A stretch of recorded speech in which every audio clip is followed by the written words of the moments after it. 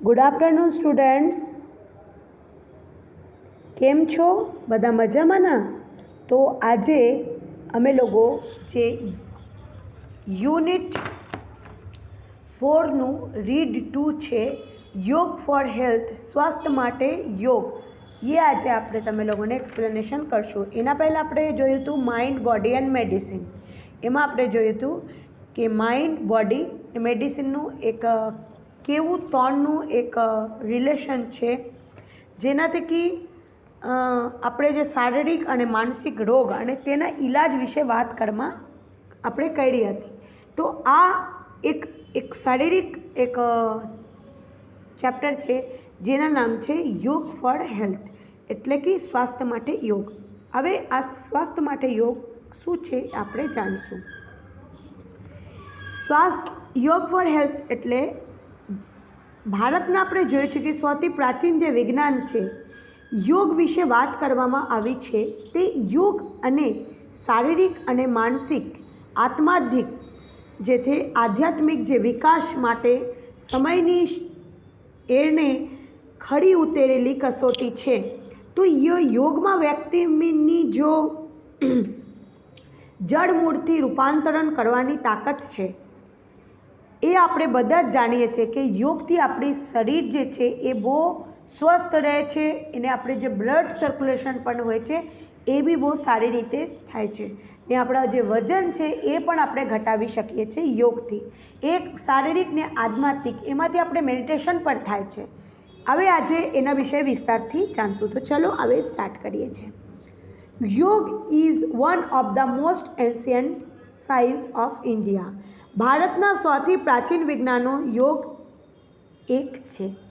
It offers a time trusted technique of physical, mental, spiritual development. તે શારીરિક, માનસિક તથા માનસિક વિકાસ માટે સમયની એરન પર નીવડેલી રીતો આપે છે. It constitutes an important aspect of human life. તે માનવ જીવનમાં મહત્ત્વના પાસાઓની સાંકળી લે છે. It is considered to be a science as ancient as the human race. તે માનવ જાતિ જેટલી જ પ્રાચીન મનાય છે. એટલે યોગ has capacity to bring about fundamental transformations in the individual. યોગમાં વ્યક્તિના પાયાથી રૂપાંતરણ કરી શકવાની તાકાત છે. યોગ is holistic exercise that provides physical, mental as well as spiritual benefits. યોગ એક સર્વગ્રાહી વ્યાયામ છે જે શારીરિક તેમજ માનસિકની સાથે સાથે આત્માધિક પણ લાભ આપે છે.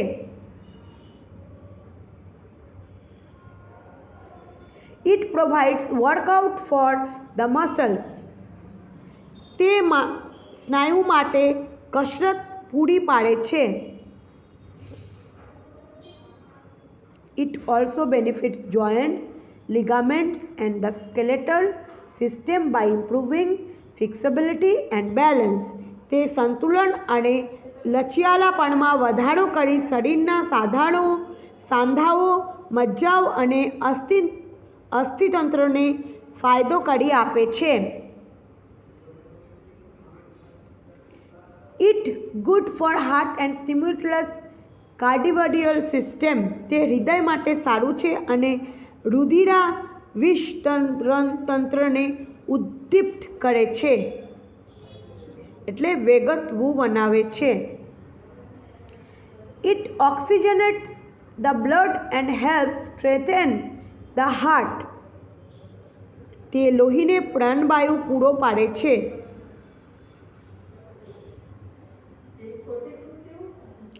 It is good for digestive system, the nervous system and supports the respiratory system.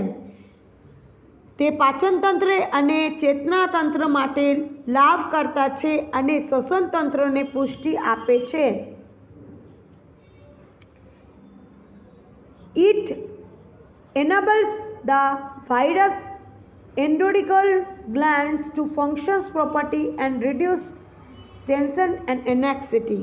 તે વિવિધ લસિકા ગ્રંથિઓને યોગ્ય રીતે કાર્યાન્વિત રાખવામાં મદદ કરે છે અને તણાવ ચિંતા ઘટાડે છે. If you suffer from insomnia, યોગ will help you to sleep well. જો તમે અનિદ્રાથી પીડાતા હો તો યોગ તમને સારી રીતે ઊંઘવામાં મદદરૂપ થશે. Thus, yoga is useful in many physical elements. આ રીતે અનેક માનવ શારીરિક બાબતોમાં યોગ ઉપયોગી છે. સૂર્ય નમસ્કાર ઇઝ એન એન્શિયન્ટ ફ્રોમ યોગ. સૂર્ય નમસ્કાર એ યોગનું પ્રાચીન સ્વરૂપ છે. યોગનું એક પહેલાંથી જ આ સૂર્ય નમસ્કાર જે છે એ યોગનું જ એક પ્રાચીન સ્વરૂપ છે. ધીસ ફોર્મ ઓફ યોગ ઇઝ કમ્પ્લીટ મોટિવેટેડ ટેકનિક. યોગનું આ સ્વરૂપ તે સંપૂર્ણ ધ્યાનની પદ્ધતિ છે. ઇટ ઇન્ક્લુડ્સ એનસ એન્ડ પ્રાણાયામ. તે આસન અને પ્રાણાયામનો સમાવેશ થાય છે. આસન ને પ્રાણાયામ એના હારે યોગદાન છે એનું જે એના હારે એક જોડાયેલું છે. It is a combination of 12 different postures followed in a particular sequence with a specific breathing pattern. તે નિયત શ્વાસોચ્છ્વાસ સાથે નિશ્ચિત ક્રમમાં અનુસારતી 12 વિવિધ અંગ સ્થિતિને સમન્વય છે. It helps an individual to vitalize and unblock the whole system. તે વ્યક્તિને જીવંત સ્ફૂર્તિલી રાખે છે અને સમગ્ર શરીરતંત્રને રૂકાવટ દૂર કરે છે. It reduces faster almost all parts of the body and it stretches and tones each and every muscles. દરેક સ્નાયુને ખેંચીને લચીલો રાખતા તે શરીરના લગભગ તમામ ભાગોમાંથી ચરબી ઘટાડે છે. હવે જે છે એના બીજું પાર્ટ આપણે જોઈ લઈશું. હાઉ ટુ પ્રેક્ટિસ સૂર્ય નમસ્કાર. એટલે સૂર્ય નમસ્કાર આપણે કેવી રીતે કરવા એને જો સૂર્ય નમસ્કારના બધા 12 ને 12 જે પદ્ધતિ છે જે ટેકનિક છે એ અહીંયા આપ્યું છે જે આપણે જોઈ લઈશું. There are 12 postures or position in સૂર્ય નમસ્કાર. સૂર્ય નમસ્કારના 12 આસનો અથવા સ્થિતિઓ છે. Their benefits are described in the brackets. તેમના લાભનું વર્ણન કૌંસમાં કરવાનું આવ્યું છે. First, stand with your feet together and palms folded in front of your chest. આ જે પિક્ચર છે એમાં જો પહેલાંનું શું કરે છે, તમારા પગને એક સાથે રાખી તમારી છાતી આગળ તમારા હાથને નમસ્કાર મુદ્રામાં રાખી ઊભી રહો. એટલે કાઉન્સમાં જો શું લખ્યું છે, promotes balance, stimulates the respiratory system, exercise shoulder, back and neck muscles. સંતુલન વધારે છે, શ્વસન તંત્રને ગતિવંત બનાવે છે, ખભા, પીઠ તથા ગળાના સ્નાયુને કસરત આપે છે. હવે બીજું જે છે એ પદ્ધતિ આપણે જોઈ લઈશું. Rise your arms over your head and shoulders with the palms touching each others and biceps touching your ears. તમારા બાવડા કાનને જે અડે તે રીતે નમસ્કાર મુદ્રામાં ખભા અને માથાથી ઉપર તમારા હાથ ઊંચું કરો. Stretch your abdomen as much possible and lean backwards. શક્ય તેટલા વધારે તમારા પેટના સ્નાયુને ખેંચાયો આપો અને પાછળ ઝૂકો. Promotes balance, promote digestion, exercise arms and shoulders muscles, tones the spine, promotes flexibility in back and hips. સંતુલન વધારે છે, પાચનક્રિયા ઝડપી બનાવે છે, હાથ અને ખભાના સ્નાયુને કસરત આપે છે, કરોડને લચીલી બનાવે છે અને તેમજ પીઠ તથા કુલામાં પણ લચિયાલાપણું આવે છે. હવે ત્રીજો નંબર જો, band forward and place your palms and the side of your feet.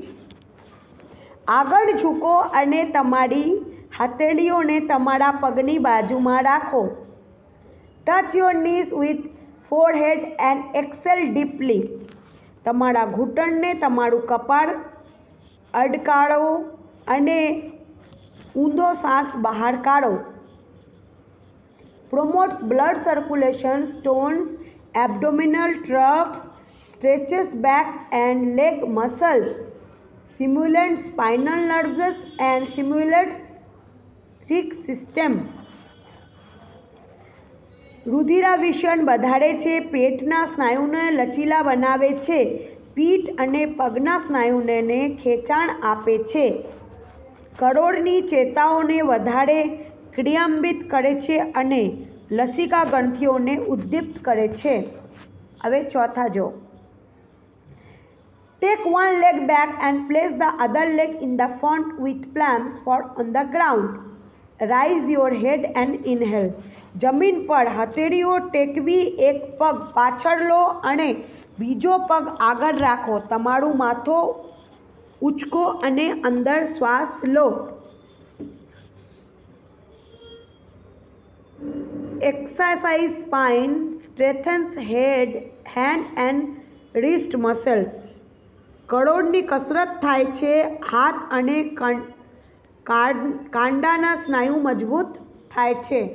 હવે પાંચમું જો, bring the leg that was in front next to the other one and keep the hips off the floor with both your hands supporting the body in a push up position and exhale.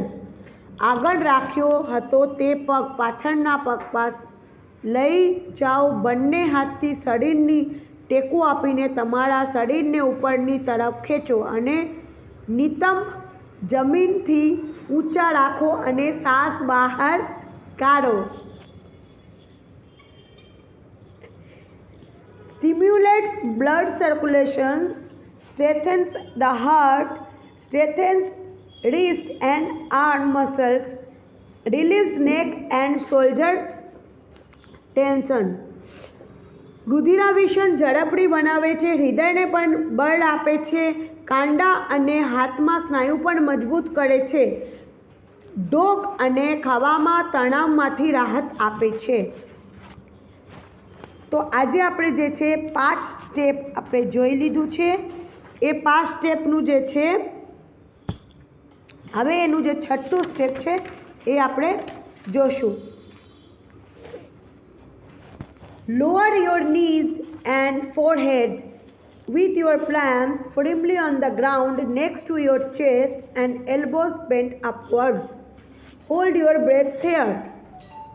તમારી હથેળીઓને છાતીની બાજુમાં રાખી જમીન પર જમાવી રાખી તમારા ઘૂંટણ, છાતી અને કપાળ નીચે નમાવો. તમારી કોણી ઉપરની તરફ બહેલી હોવી જોઈએ.